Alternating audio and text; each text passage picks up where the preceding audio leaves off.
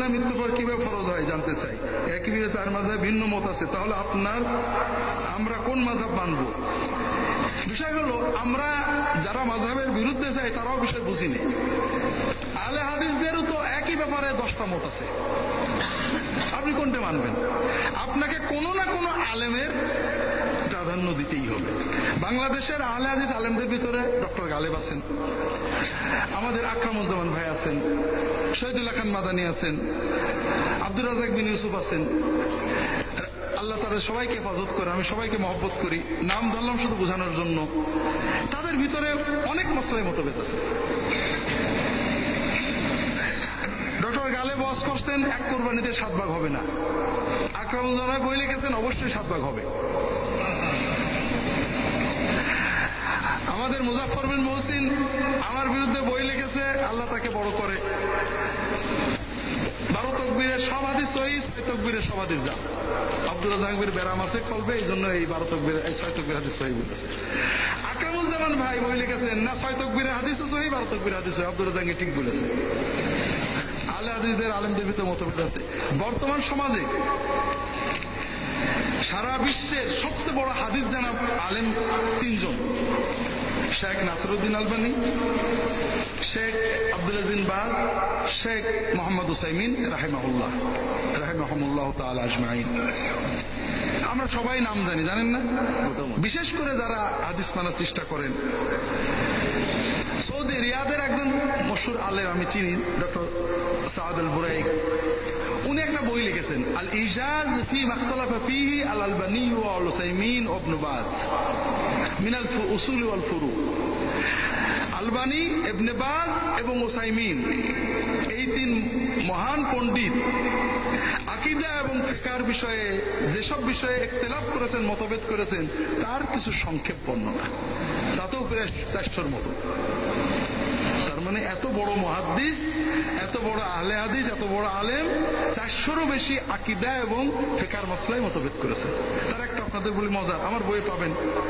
আমরা নাভির নিচে বা বুকে হাত বাঁধা নিয়ে ঝগড়া করি, ঠিক না? আর একটা ঝগড়া আছে, রুকু থেকে উঠে হাত কি ঝুলানো থাকবে না বাঁধা থাকবে? শেখ আব্দুল আজিজ, আমাদের হানাফি মাযহাবে বাঁধার কথা আছে, আমার বইয়ে পাবেন। আমরা বাঁধি না। শেখ আব্দুল আজিজ বিন বাজ বলছেন, রুকু থেকে উঠেও হাত বাঁধা রুকুর আগের মতোই সুন্নাত, করলে সওয়াব আছে, না করলে গুনাহ নেই। আর আলবানী বলছেন যে রুকুর থেকে উঠে হাত বাঁধা বেদাত, নাজায়েজ, গুনার কাজ। দুইজনই বড় মুহাদ্দিস, দুইজনই আহলে হাদিস, দুইজনই আহলে হাদিসদের ইমাম। আপনি কি করবেন? যেটাই মানেন আরেকজনের বিরুদ্ধে যাইতে হবে আপনার। কথাটা হলো ভাইরা, মতভেদ থাকবেই, কারণ কোরআন এবং হাদিস হলো খাঁটি সোনা। খাঁটি সোনা কি গলায় পরা যায়? একেবারে সোনার যেটা বার, হাতে চুরি বানানো যায়, বানাতে গেলে কি হাত মিশাতে হবে, আর এর নাম হলো ইজতিহাদ। হাদিস সীমিত আর জীবন অসীম, কাজেই হাদিসকে জীবনের সাথে মিলাতে গেলে আলেমদের ইজতিহাদ করতে হয়। যেখানে হাদিস আছে সেখানেও করতে হয়, নেইও করতে হয়। যেমন মনে করেন, আমাদের সমাজে একটা সুন্নত আমরা বোধই পালন করি না, এটা খুব আপত্তিকর, সেটা মসজিদে ঢুকে বসার আগে নামাজ পড়া। রাসূলুল্লাহ জীবনে, আমরা সবাই সুন্নি, পাগড়িটা ভারী সুন্নত, কিন্তু রাসূলুল্লাহ সাল্লাল্লাহু আলাইহি ওয়াসাল্লাম জীবনে মসজিদে ঢুকে নামাজ না পড়ে মাটিতে বসেছেন বা সাহাবীদের বসতে দিয়েছেন? নমুনা নেই। মসজিদে ঢুকে অন্তত 2 রাকাত নামাজ পড়ে বসো। মসজিদের হক, মসজিদের সালাম, এ ব্যাপারে কারোর ইখতিলাফ নেই। আমরা আবার হানাফিরা আবার দুই করে, আমাদের মাযহাবে নেই। লা হাওলা ওয়ালা কুওয়াতা ইল্লা বিল্লাহ। আপনার মাযহাবে কোথায় নিষেধ আছে? সবাই একমত এটা নফল, এটা ওয়াজিব কিনা এটা নিয়ে মতভেদ আছে। কিন্তু লাল বাতি জ্বালানো নতুন বেদাত। যেটা বলছিলাম যে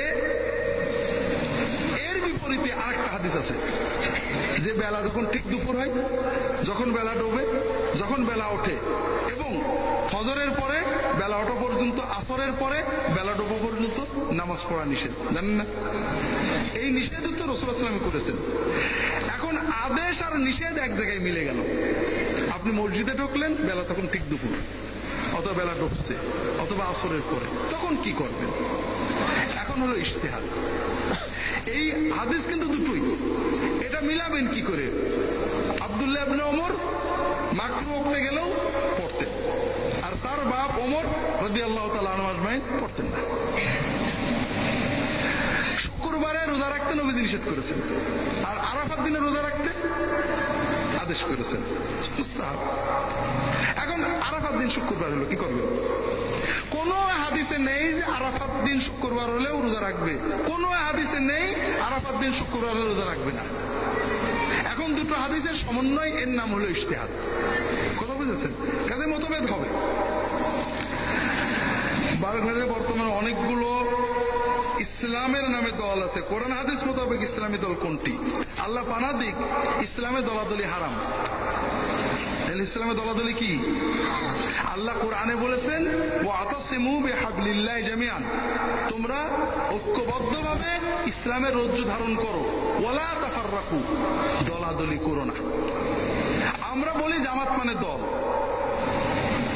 ফিরকা মানে দল, আর জামাত মানে দলহীন ঐক্য। মুসলমানদের ভিতরে ইসলাম ছাড়া কোনো দল নেই, তবে কর্মের জন্য গ্রুপ আছে। যেমন এই ঈশ্বর দিতে মানব সেবার জন্য অনেকগুলো গ্রুপ থাকতে পারে, শিক্ষার জন্য অনেকগুলো প্রতিষ্ঠান থাকতে পারে, মাদ্রাসা অনেকগুলো থাকতে পারে, পারে না? কিন্তু কোন মাদ্রাসা বলে করে ওই পাকশির মাদ্রাসার আমরা আলাদা দল, ওরা একটা দল আমরা একটা দল, আমাদের ছাত্র ওদের কাছে যাবে না, ওদের ছাত্র আমাদের কাছে যাবে না, ওদের সালাম দেবো না, তাহলে কি ভালো হবে নাকি? সবাই তালবে ইলম, কেউ এই মাদ্রাসা বেশি পছন্দ করে, কেউ ওইটা করে, কেউ।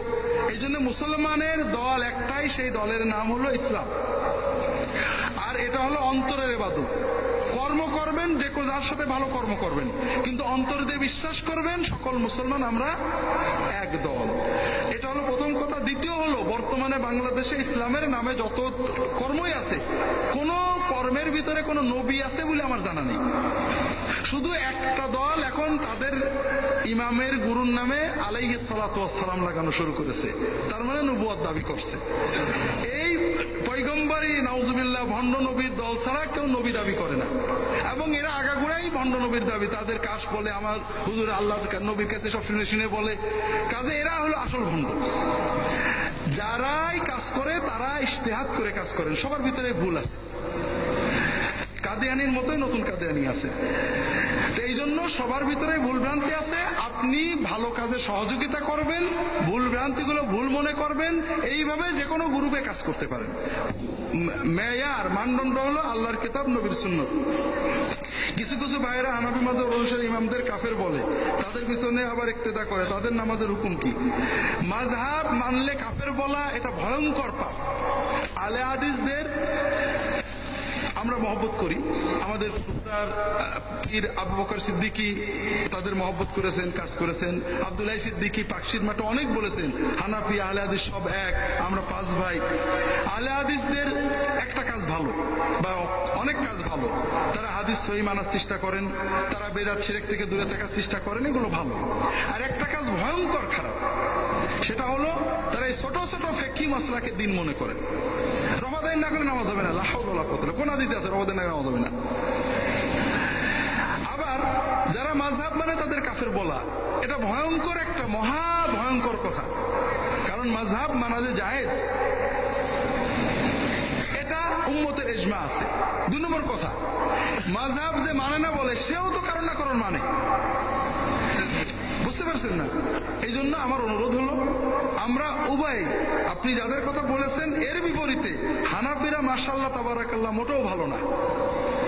হানাফিদের বিশাল বিশাল মাহফিলে শিরকের বিরুদ্ধে কথা নেই, নাচ গানের বিরুদ্ধে কথা নেই, নাস্তিকতার বিরুদ্ধে কথা নেই, শুধু জাকির নায়কের বিরুদ্ধে কথা আছে না নেই? খুব ভালো কথা, ইসলামের খুব উপকার হচ্ছে নাকি? মাযহাব মানে কতটা জরুরি জানানো হয়ে গেছে। নামাজের সূরা ফাতিহা শেষে উচ্চ স্বরে আমিন বলা, নিম্ন স্বরে আমিন বলা বেশি উত্তম। উচ্চ স্বরে আমিন না বললে নামাজের কোনো ক্ষতি হবে কিনা? সবচেয়ে নোংরা মাসালা হলো এটা। নামাজের ভিতরে আমিন যদি মোটেই না বলি, নামাজের কত ক্ষতি হবে। একজন আমিন নিয়ে মারামারি করে দাঁড়িয়ে রাখে না, আছে আছে না নেই? দাড়ি রাখা বড় সুন্নত না আমিন জোরে বলা বড় সুন্নত? রফাদাইন বড় সুন্নত না দাড়ি রাখা বড় সুন্নত? তা আমরা তাহলে কি করে আহলে হাদিস হলাম, কি করে আহলে সুন্নাত হলাম? তার মানে আমরা নফসের ইবাদত করি। আমিন বলা কাজটা একটা মুস্তাহাব, আমিন একবার না বললেও নামাজের কোনো ক্ষতি হবে না। আর জোরে আসতে তো আরো পরের কথা। তবে তবে মুহাদ্দিসিনরা জোরে বলার হাদিসটাকে বেশি জোরালো বলেছেন, তবে আস্তে বলার হাদিসের রাবি ইমাম শুবা মুহাদ্দিসিনদের ইমাম, কিন্তু অন্যান্য মুহাদ্দিসিন বলেছেন যে তার এই রিওয়ায়াতটা ভুল হয়েছে। সর্ব অবস্থায় যারা আস্তে আমিন বলেন, আমার অনুরোধ, এটা বারবার আমরা দেখি, জোরে আমিন বললে মসজিদতে বের করে দেয়, রফাদাইন করে মসজিদতে বের করে দেয়। হানাফি মসজিদ কেউ জোরে আমিন বলতে পারবেন না, আল্লাহর গজব আসুক। মসজিদ হানাফি না মুসলমানের? মুসলমানের। মুসলমানের হানাফি মসজিদ হয় নাকি? না। যারা আল্লাহর দিনকে ভাগ করে, এটা হানাফি মসজিদ, শাফি মসজিদ, আহলে হাদিস মসজিদ, আল্লাহ কোরআনে বলেছেন নবীর সাথে তাদের কোনো সম্পর্ক নেই। রফাদাইন করলে মসজিদে বের করে দেবে, কিন্তু সুদখোর, ঘুষখোর, মুখ দিয়ে বক বক করে দুর্গন্ধ বেরোয়, তাদের কিন্তু মসজিদে বের করে না। আবার যারা জোরে আমিন বলবে তারাও বড় মুশকিল, জোরে আমিন বলার জন্য মসজিদ ভাঙবে। মানুষ, মুসলমানদের ঐক্য রক্ষা করা ফরজ, জোরে আমিন বলা ফরজ না। বিশেষ করে যেখানে সবাই আস্তে আমিন বলে, দু একজন জোরে আমিন বললে মুসল্লিদের নামাজ নষ্ট হয়। এই জন্য যদি কেউ জোরে আমিন বলাকে উত্তম মনে করেন, এমন জোরে বলবেন আমিন, হয়ে গেল, সুন্নত আদায় হয়ে গেল। আর আপনি যদি নফসের ইবাদত করেন যে মুসলমানদের শিখাবো যে আমি বিরাট কিছু হইছি, সেটা আমার কিছু বলার নেই।